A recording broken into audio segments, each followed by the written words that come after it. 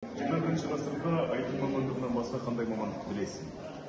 Мен білетін танымал мамандықтар олар SMM, таргет, логистика, маркетинг Бүгінгі мамандықтары. таңда Қазақстандағы атақты блогерлерді ата. Жозефина, Дамила Суит, Дарик Хорн, және де ННМ бар, Қайрат Нұртас. TikTokпен қалай ақша табуға болады?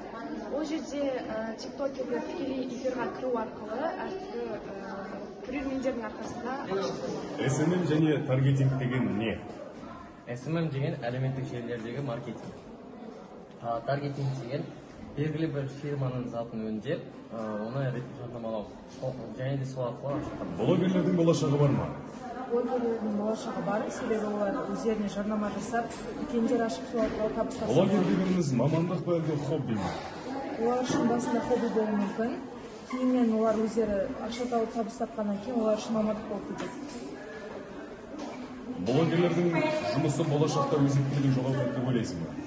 Егер олар трендтен қалмай, ары қарай жаңа дүниелер, жақсы дүниелер түсіре берсе, әр жыл сайын жаңарып тұрса, олар өзектілігін жоғалтпайды деп ойлаймын. 21 ғасырда әлеуметтік желі арқылы табыс табуға бола ма? 21 ғасырда әлеуметтік желі арқылы табыс табуға болады.